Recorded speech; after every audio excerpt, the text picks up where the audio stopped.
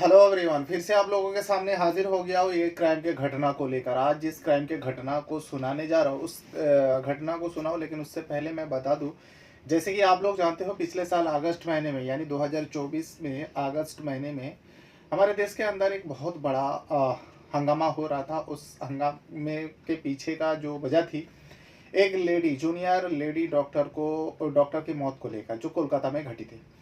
कोलकाता का आरजी कर medical college में एक जूनियर डॉक्टर के साथ रेप होती है और उसके बाद उसको मार दिया जाता है। और इतना जघन्य तरीके से उनके साथ ये हादसा हुआ था कि कोई भी सुना, कोई भी देखा तो उस सहन उठाता, जिसके चलते पूरा देश में प्रोटेस्ट होने लगा। लोग सड़कों पे उतर आए थे। लेकिन उसका आरोपी को भी पकड़ लिया गया था, जिसका नाम था संजय रॉय। अब संजय रॉय को तो पुलिस पकड़ लेती है, फिर उसके बाद उसके सजा के लिए मांग करता रहा। पूरा देश हिल चुका था, राजनीति भी हो रही थी। खुद वहाँ के जो सीएम है यानी मुख्यमंत्री ममता बनर्जी भी सड़कों पे उतर आए थे और मांग कर रहे थे कि इस व्यक्ति को, संजय रॉय को, फांसी की सजा मिलनी चाहिए। अब उसके बाद लड़की के घर वाले यानी उस जूनियर डॉक्टर के माता पिता ने कहा, जो हम लोग सीबीआई जांच चाहते हैं। सीबीआई ने पूरा केस को, क्योंकि उन लोग को लग रहा था और सारे लोगों को भी लग रहा था जो ये अकेला संजय रॉय का काम नहीं था, इसीलिए सारे लोगों का भी वही मानना था जो सीबीआई जांच होना चाहिए। आखिरकार उस केस को सीबीआई को सौंप देता है और सीबीआई जब इस केस को हैंडल किया तो 5 महीने बाद कोर्ट में सारे सबूत रखा। कोर्ट ने सियालदा कोर्ट ने परसों इस केस का संजय रॉय को खिलाफ जो सजा सुनाया, इसे लोग फिर से एक बार सड़कों पे उतर आए, क्योंकि उस व्यक्ति को, संजय रॉय को, सारे लोग मांग कर रहे थे, ममता बनर्जी मांग कर रहे थे और सीबीआई भी मांग कर रहे थे जो संजय रॉय को फांसी की सजा होनी चाहिए। लेकिन कोर्ट ने संजय रॉय को फांसी की सजा नहीं सुना थी। वजह जो थी, कोर्ट ने ये भी बताया जो क्यों संजय रॉय को फांसी की सजा नहीं दे सकते, जबकि सीबीआई से लेकर जिस हिसाब से चार्जशीट में दिखाया गया, न जाने कितने गवाह है, सारे सबूत संजय रॉय के खिलाफ चले जाते, फिर भी कोर्ट उस व्यक्ति को जाए। हालांकि ये निचली अदालत का फैसला है, अब हाईकोर्ट में भी अपील हो चुका है, उसके बाद सुप्रीम कोर्ट में अपील होगा, लेकिन निचली अदालत का फैसला है जो संजय रॉय को इस वजह से हम लोग फांसी की सजा नहीं दे सकता है। वो वजह है रिएस्ट ऑफ रियल। ये रिएस्ट ऑफ रियल केस नहीं। अब रिएस्ट ऑफ रियल केस क्या है, इसके बारे में मैं बताऊं। मैं आपको, सुप्रीम कोर्ट का एक वकील है विवेक कुमार मिश्रा, उनका मैं पूरा वीडियो आपको दिखाऊंगा। उनका क्या कहना है, रिएस्ट ऑफ रियल केस क्यों कैटेगरी में नहीं आया, इस वजह से उस संजय रॉय को मौत की सजा नहीं सुनाया। लेकिन इसी बीच एक 24 वर्षीय लड़की को फांसी की सजा सुना देती है, और ये हमारे देश में केरल प्रदेश का होता है। केरल प्रदेश में उस लड़की के खिलाफ कोई गवाह नहीं था, यानी कोई चश्मदीद नहीं था, फिर भी केरल का अदालत ने उस 24 वर्षीय लड़की को फांसी की सजा सुना देती है। जहां पर एक व्यक्ति को उसके क्राइम के लिए फांसी की मांग कर रहा था, वहाँ के जो सारे लोग चाहता था उस व्यक्ति को फांसी की हो जाए, लेकिन उसे फांसी नहीं होता। और यहाँ पर एक 24 वर्षीय लड़की को, मतलब गवाह भी नहीं था, अदालत ने उस केस को देखते हुए, इस लड़की का केस को देखते हुए अदालत ने साफ साफ कहा जो इस लड़की को किसी की भी कीमत पर बख्शा नहीं जाएगा, क्योंकि ये जो केस, ये जो मामला है, रिएस्ट ऑफ रियल केस में आता है, जिसके चलते उस लड़की को फांसी की सजा सुना देती है। दोनों केस के बारे में रिएस्ट ऑफ रियल क्या है, आप जब इस वकील के बात सुनेंगे तो आपको पता चल जाएगा। लेकिन सबसे पहले उस लड़की को सजा की मौत की जो सजा मिली है, यानी फांसी की सजा मिली है, आखिर उस लड़की ने क्या किया था, पूरी कहानी, पूरा डिटेल आपको पहले सुनाऊंगा, फिर उसके बाद उस वकील के बारे में भी बताऊंगा।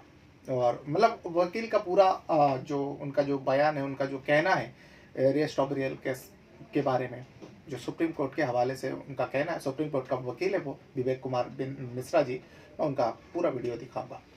तो कहानी जो है उस लड़की का जिसको फांसी की सजा मिली, केरल में एक जगह है तिरुवनंतपुरम, और इसी जगह में कोर्ट का जो निचली कोर्ट है वहाँ का एक मामला चल रहा था। उस मामले ने परसों एक लड़की को फांसी की सज़ा सुना देती है। लड़की का नाम है ग्रिस्मा, जो 24 साल का होती है। अब ग्रिस्मा आखिर ऐसा क्या किया था? ग्रिस्मा एक लड़की से प्यार करती थी, और ये प्यार जो है 2 साल पहले शुरुआत हुआ था इन दोनों का, ग्रिस्मा और शेरोन राज। ग्रिस्मा एक निजी कॉलेज में पढ़ाई कर रही थी जो कन्याकुमारी में है, और इसी पढ़ाई के दौरान शेरोन राज करके उससे सीनियर है, उसी कॉलेज में पढ़ाई करता था। दोनों की मुलाकात हुई, दोनों के मुलाकात फिर बाद में धीरे धीरे प्यार में बदला। जब प्यार में बदला, इस बात को अब घर वाले को भी पता चला। जो ग्रिस्मा और शेरोन राज एक दूसरे से प्यार करते हैं और एक दूसरे से शादी करना चाहता है, लेकिन ग्रिस्मा के परिवार किसी भी कीमत पर इस शादी के खिलाफ हो जाते हैं, जो ये शादी बिल्कुल ही नहीं हो सकती। लेकिन ग्रिस्मा तो शेरोन राज को दिल दे चुकी थी और दिल से हार बैठी थी। अब उसे लौटना नामुमकिन सा था। इसलिए घर वाले के लाख मना करने के बावजूद भी ग्रिस्मा जो है किसी की बात नहीं सुनता। आखिरकार एक दिन चुपके से शेरोन राज से शादी कर लेती ग्रिस्मा। जब शादी हो जाते घर वाले को पता चलता है, लेकिन शेरोन राज के जो परिवार है, खास करके माता पिता, ग्रिस्मा को मान लेते हैं। जो चलो ठीक है, अगर बच्चे इसमें खुश है, उस लड़की के साथ खुश है, तो हम लोग उसकी खुशी की रुकावट क्यों बने। इसीलिए जो शेरोन राज के परिवार है, माता पिता है, मान जाते हैं इस रिश्ते को। अब शादी तो हो चुका था, लेकिन ग्रिस्मा के परिवार इस रिश्ते को कबूला नहीं था, जिसके चलते ये विवाद दिन ब दिन बढ़ता गया। लेकिन इसी बीच जो है ग्रिस्मा और शेरोन राज साथ साथ रहने लगे। साथ साथ रहने लगने पर कुछ दिन पहले, यानी 24 अक्टूबर 2022 की बात है ये। 24 अक्टूबर 2022 वही कन्याकुमारी में उन लोग एक घर में रहा करते थे, ग्रिस्मा और शेरोन राज। 24 अक्टूबर को अचानक शेरोन राज की तबीयत बिगड़ता है।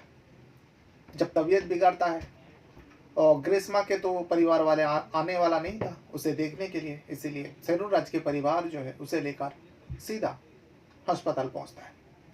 जब अस्पताल पहुंचता है तब उसकी तबीयत में सुधार नहीं होता। अब क्यों सुधार नहीं हो रहा था, डॉक्टर को भी समझ में नहीं आ रहा था। हालांकि उसका इलाज चल रहा था, अस्पताल में ही था। देखते ही देखते 25 अक्टूबर आ जाता है। 25 अक्टूबर 2022, यानी 11 दिन हो जाता है। 14 अक्टूबर को जब वो बीमार पड़ा था, 24 नहीं बल्कि 14 अक्टूबर को वो बीमार पड़ा, अचानक उसे लेकर अस्पताल लेके गया।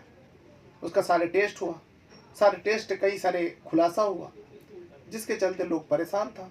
जो आखिर शेरोन राज के साथ ऐसा कैसे हो सकता है। उसके शरीर के कई सारे अंग काम करना बंद कर दिया था। अब वो हॉस्पिटल में ही रहा, उसका इलाज चलता रहा। 11 दिन बाद 14 अक्टूबर से 25 अक्टूबर आ जाता है, यानी 11 दिन बाद उस शेरोन राज को डॉक्टर का टीम बचा नहीं पाता। शेरोन राज की मौत हो जाती। अब जब शेरोन राज की मौत हो जाता है, लोगों को समझ में नहीं आया। शेरोन राज के माता पिता तो हैरान हो जाता है। शेरोन राज के माता पिता को शक हो जाता है। अपने बेटे के गर्लफ्रेंड के लोग, शादी हो चुकी थी, कुछ रिपोर्ट के अनुसार शेरोन राज ने ग्रिस्मा से शादी कर लिया था। उसकी पत्नी के ऊपर, ग्रिस्मा के ऊपर संदेह हो गया और पुलिस केस कर देता है। पुलिस में ये मामला ले जाता है, जो मेरे बेटे को मारने वाला वो लड़की ग्रिस्मा है। अब पुलिस में केस दर्ज होता है। दर्ज होने के बाद डॉक्टर के रिपोर्ट भी सामने आता है। जब डॉक्टर ने सारे रिपोर्ट पुलिस के सामने रखा, तो पुलिस को भी ये मामला कुछ और लगा, जिसके चलते पुलिस ने सोचा चलो ठीक है, आखिर सच्चाई पता करते हैं। सच्चाई पता करते करते पूरा डिटेल खंगाला दोनों के बारे में। तो आखिरकार एक दिन आता है, ग्रिस्मा को पुलिस हिरासत में ले लेता है। जब पुलिस हिरासत में लेता है, तब ग्रिस्मा का पूरा परिवार ग्रिस्मा का साथ देने के लिए, ग्रिस्मा को बाहर लाने के लिए, यानी पुलिस के कैद से छुड़ाने के लिए तरह तरह की हरकतें अपनाते। लेकिन ग्रिस्मा का जो मामला है दिन ब दिन उलझते गया शेरोन राज को लेकर। आखिर ग्रिस्मा ने सेरूल राज को क्या किया था, पुलिस के सामने क्या सबूत लगे थे, कोई गवाह नहीं था। पुलिस ने चार्जशीट दाखिल करते हैं और ग्रिस्मा को कोर्ट पेश करता है। कोर्ट पेश को करने के बाद ग्रिस्मा के साथ साथ ग्रिस्मा का एक चाचा है निर्मल कुमार, उसे भी हिरासत में लिया था पुलिस। जांच के जब जांच हुई थी तब निर्मल कुमार का भी नाम आया था, तो निर्मल कुमार से भी पुलिस ने पूछताछ की थी 2022 में। तब निर्मल कुमार को भी हिरासत में ले लिया था और फिर कोर्ट में पेश हुई थी। कोर्ट में दोनों को जेल भेज देता है। सज़ा मुकर्रर नहीं हुई थी, फिलहाल जेल में भेज दिया था। ट्रायल चलता गया।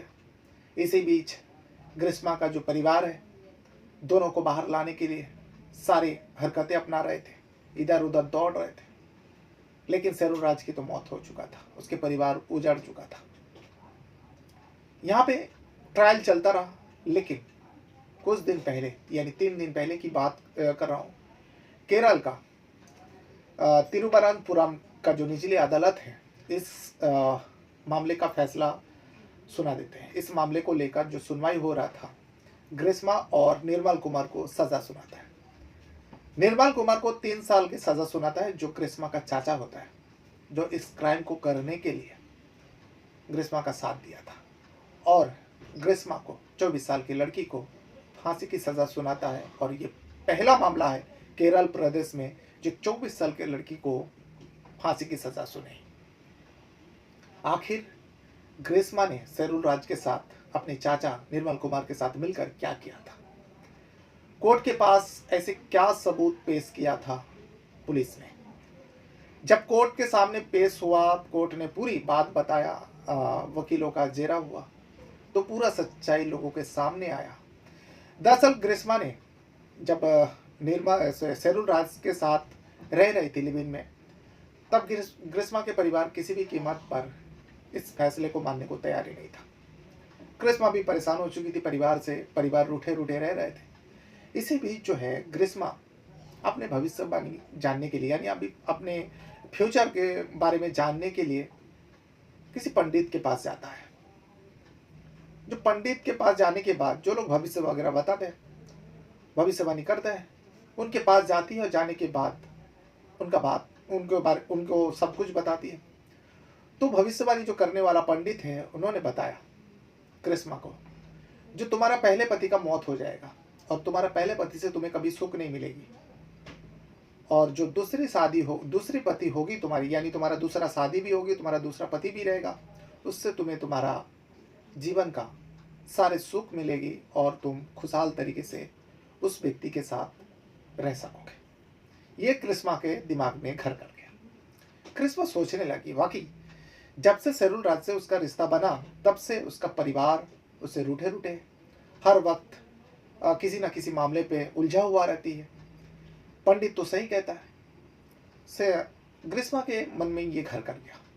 ग्रिस्मा ने सोचा, जो पंडित ने तो ऐसी भविष्यवाणी कर दिया, जो मेरा पहला पति का मौत हो जाएगा और फिर मेरा दूसरी शादी होगी, उससे मैं खुशहाल तरीके से अपनी ज़िंदगी जीऊँगी, तो क्यों ना मेरा पहला पति का यानी सेरूल राज के मौत से पहले ही मैं उसको मार दूँ, तो मेरी ज़िंदगी का जो खुशी हो जल्द से जल्द आ जाएगी और मेरा दूसरी शादी भी हो जाएगी।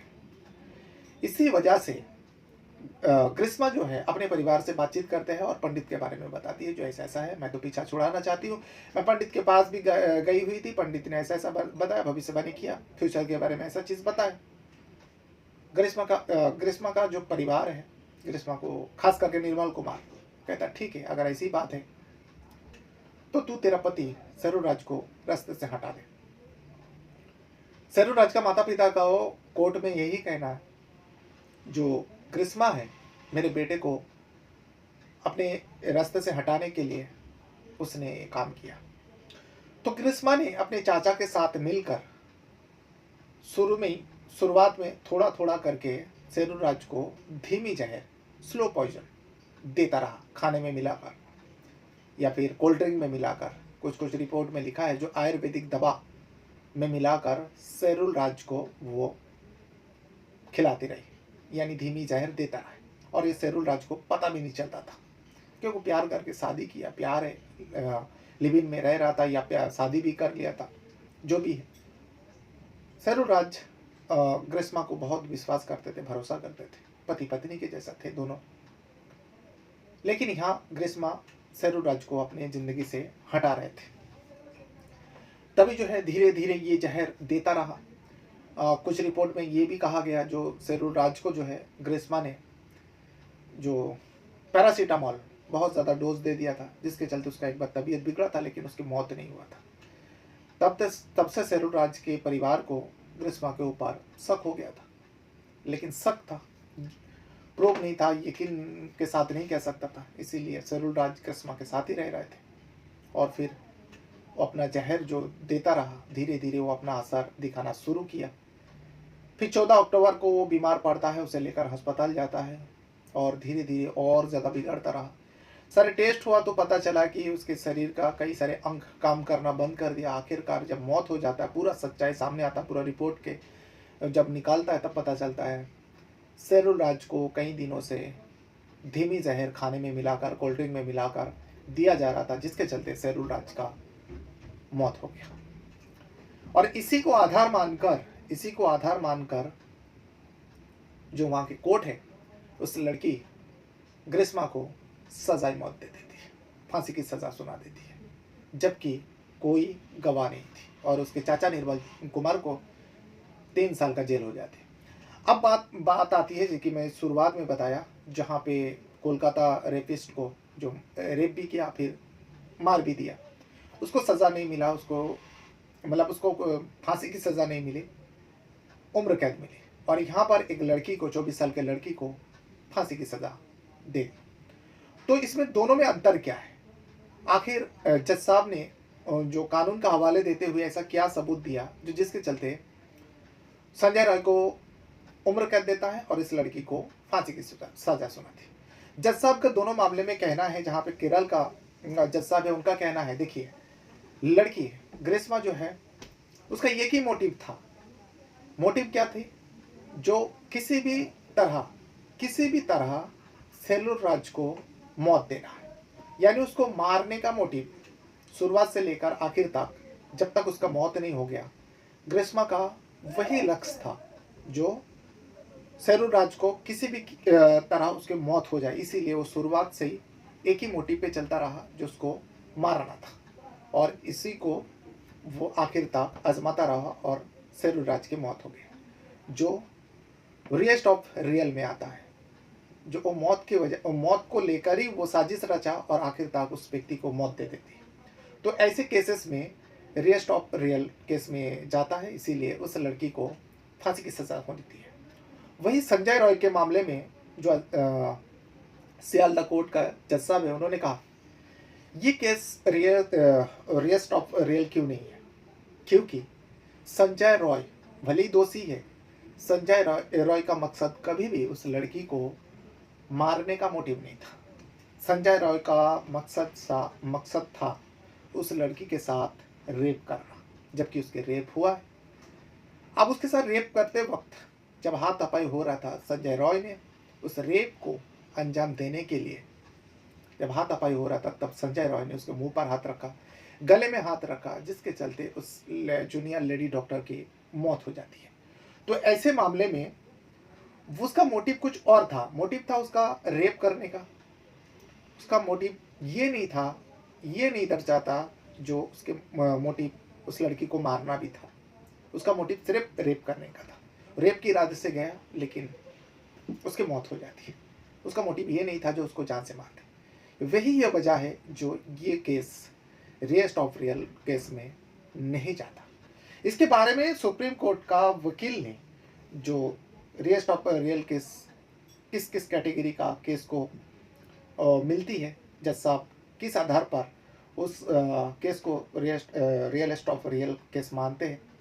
सुप्रीम कोर्ट का वकील है विवेक कुमार मिश्रा जी।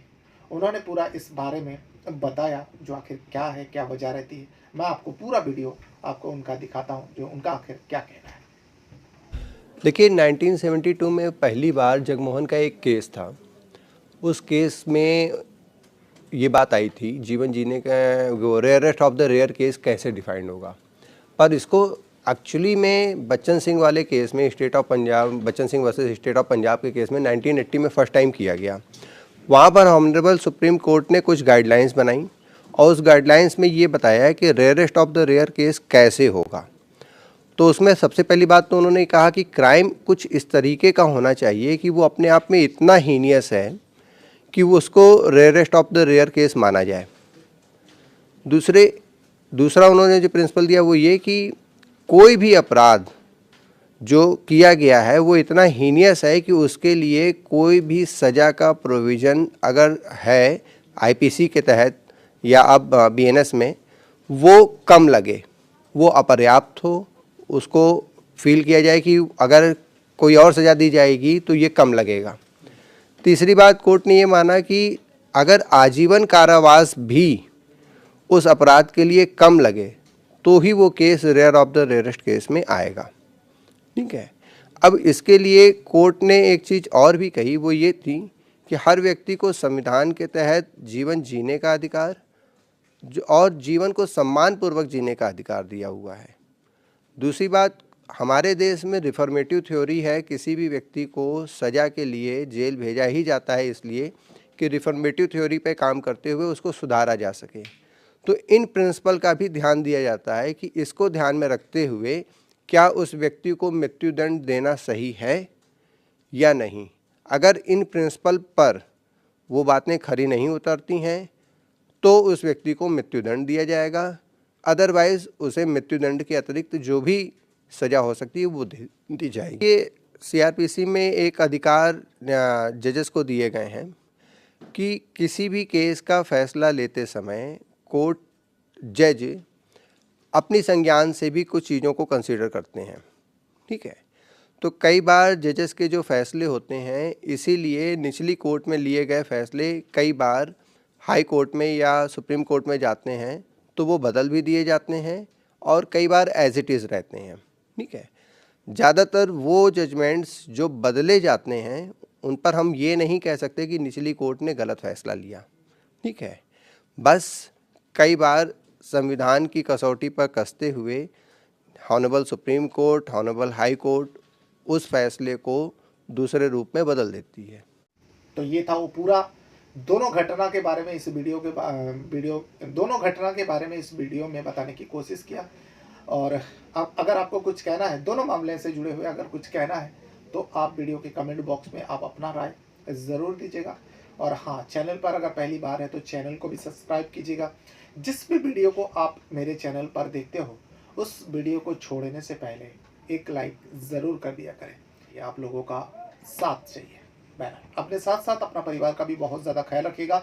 इस वीडियो को यहाँ तक देखने के लिए आपका बहुत बहुत धन्यवाद करता हूँ। Thank you very much.